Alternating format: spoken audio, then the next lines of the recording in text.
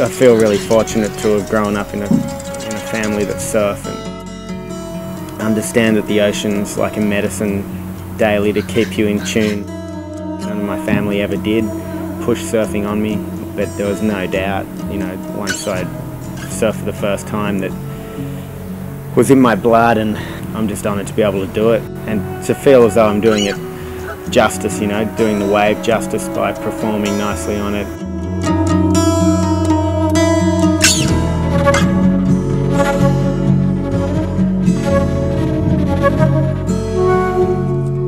I really like the contrast between longboarding and shortboarding. I mean, they're both beautiful. Nose riding's a really interesting feeling. It's just like a balancing act. Taking the steps on a board looks easy, but it's actually quite difficult.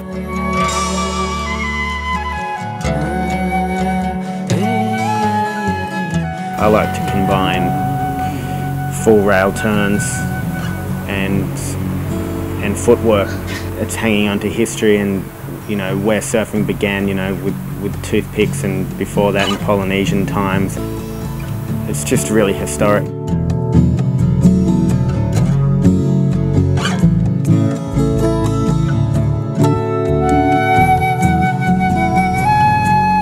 I think longboarding is very much about dancing.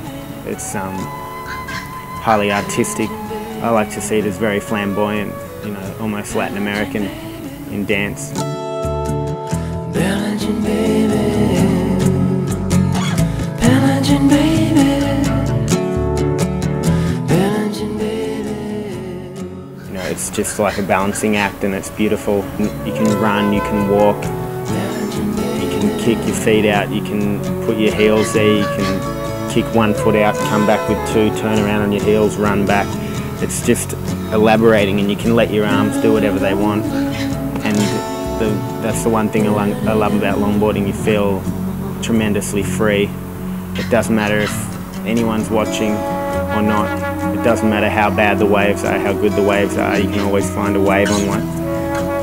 On the other side of the coin, I really love shortboarding because you're constantly in the waves pocket. I mean, that's the aim on a longboard as well, but shortboarding, it's all around and within the curl, whereas longboarding, the trim's incredible. Trim's probably the most important thing. Momentum and carry on a bigger board is amazing. It doesn't take a lot to find it, really. It's just finding that one place on the board that just gets you up and moving, and you take off. They're designed purely for glide, and once you find that carry, you can go from flat out trim, turning, and then you find it again, you just readjust and you're back on that train and you're running with it down the line, and it's a special thing. It's nice just to stand there sometimes and feel the trim out, and the wave gives so much, and these boards take up the energy pretty well.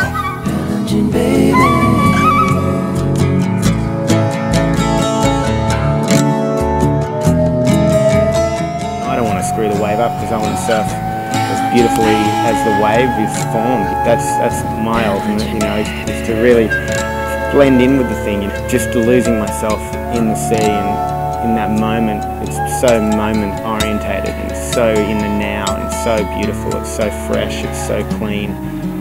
I feel a tremendous relief not competing and not feeling like I have to surf in a particular form or style. I'd done the shortboard thing with 700 other guys, and I just feel as though it really fragments people, and especially at that age, say 18 through to 21, where you're learning about yourself and your friends, and you're put in an environment where you're competing against each other.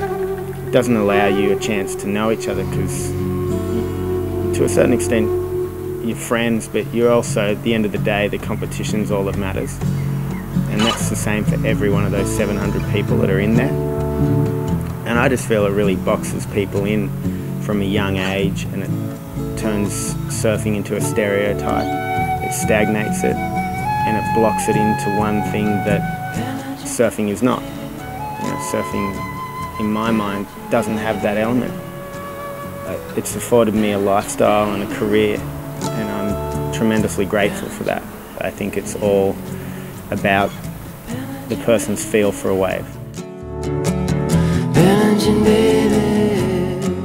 There was a bunch of longboarders from the States that were over.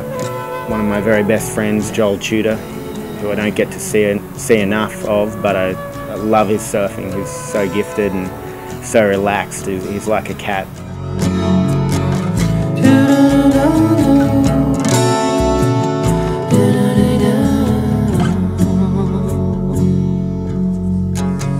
Cassia Mirador, she's the same. Beautiful person, nice style.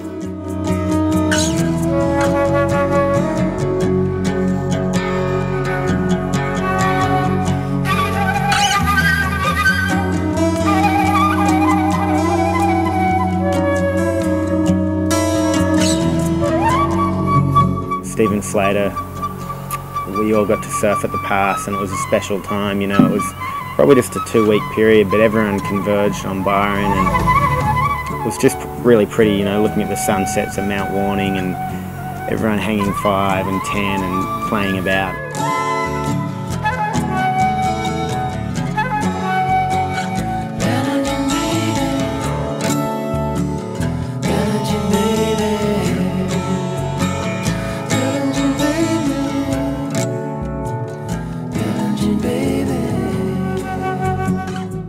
I believe with the way of the world now, with war, I think it's highly important that the more people that surf, the better. As a large tribe, we can all come together and have a very important voice before it's too late.